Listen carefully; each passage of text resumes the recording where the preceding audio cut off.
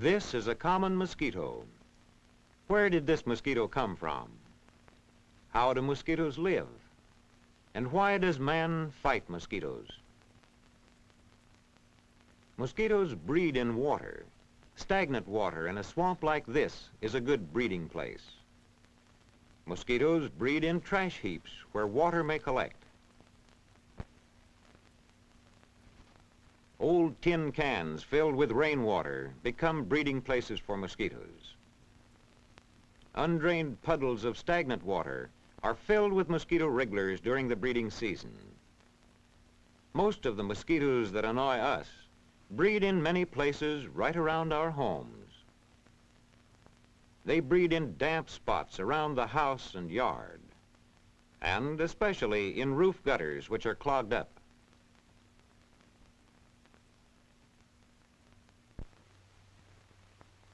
Mosquitoes even breed in such odd places as trees, where there are holes filled with rainwater.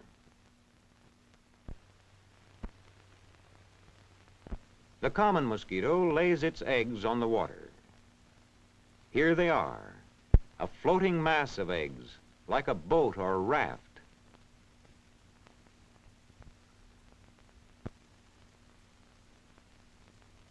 A raft of eggs of the common mosquito contains from 100 to 400 eggs.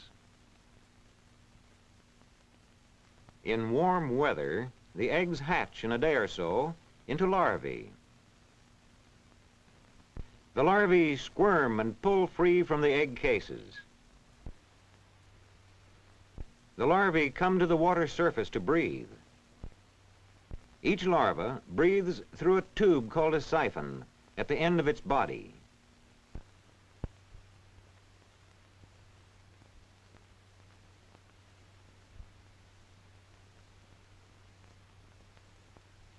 Tiny brushes at the mouth feed the larva by sweeping in small bits of food, along with a little water. The larva is commonly called a wriggler.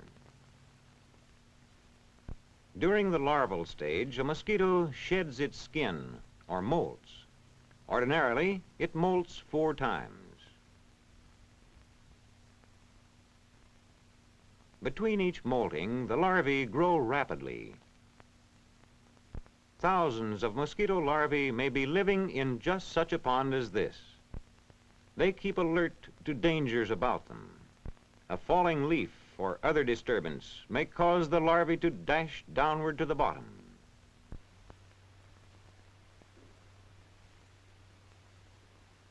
A sudden shadow over the water sends them wriggling to the bottom. But even then, they are not safe from this dragonfly nymph. The dragonfly is only one of many creatures that destroy mosquito larvae. If the larva escapes its enemies during the week or 2 of its larval stage, it begins its 4th molt.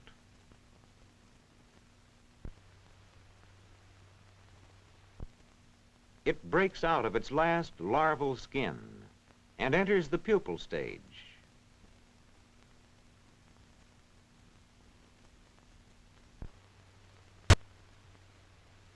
This change from one form to another is spoken of as metamorphosis.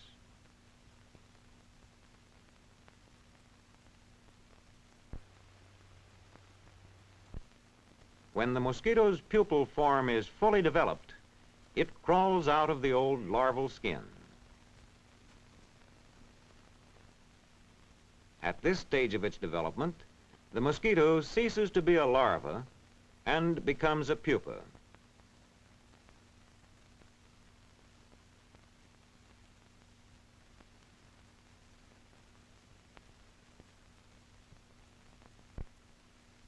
The pupa cannot eat. It breathes through 2 tubes on its back.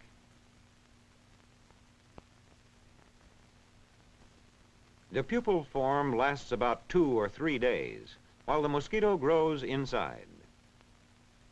When it is fully developed, it takes in air and swells until it splits the pupal skin and comes out.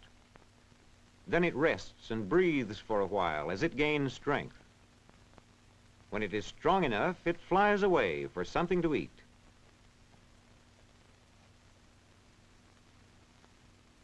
It may find food in flowers filled with nectar. Or it may feed on juices of plants and trees, or the rotten fruit in an orchard. The male mosquito eats only vegetable foods.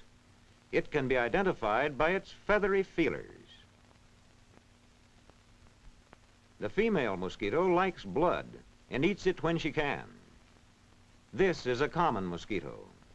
She hungrily punches right through the skin and sucks her victim's blood to fill her stomach. After feeding and mating, the female mosquito returns to the swamp or some other suitable place to lay her eggs. Or she may rest through the winter. Male mosquitoes soon die. This female mosquito laying her eggs is a member of the Anopheles family. The Anopheles mosquito carries malaria germs. Each egg is a potential threat to the health of human beings. Here are larvae that have hatched from the Anopheles eggs. Unlike common mosquito larvae, these larvae of the Anopheles rest almost parallel to the surface and breathe through holes rather than through a siphon or breathing tube. The pupa of the Anopheles looks much like the pupa of the common mosquito. Here is the female Anopheles mosquito feeding, with her body held high in a straight line with her long beak. She sticks her beak through the skin, secreting saliva to make the beak go in easier. With the saliva, malaria germs are carried into the blood. This man has acquired malaria from the bite of an infected Anopheles mosquito. Malaria causes chills followed by fever. Recurring cycles of chills and fever sap the victim's strength. The best way to wipe out malaria is to prevent mosquito breeding.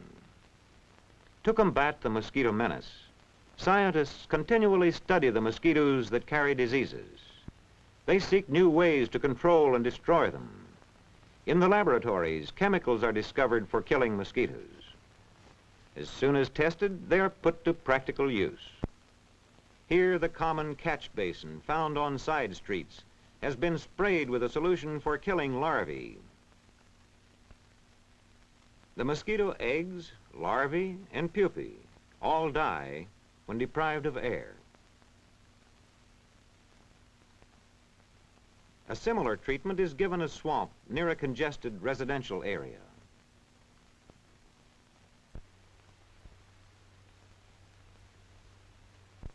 The white fog produced by this machine contains a chemical that will kill adult mosquitoes as it drifts over their breeding places.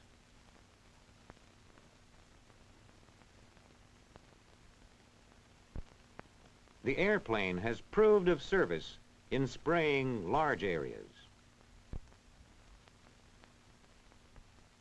Breeding places such as ponds and swamps may be destroyed by draining where this is practicable.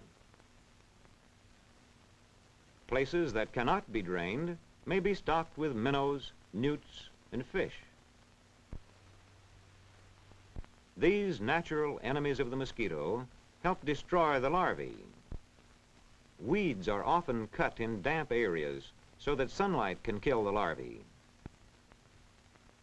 Wise house owners screen windows, doors, and porches to keep out mosquitoes. But despite our efforts, the mosquito's life cycle goes on. Female mosquitoes lay eggs. The eggs hatch into larvae that feed and grow and molt. The larvae become pupae. Then, after a few days, the pupae become full-grown mosquitoes. The life cycle, or metamorphosis, of the mosquito is complete, but its danger to man is just beginning.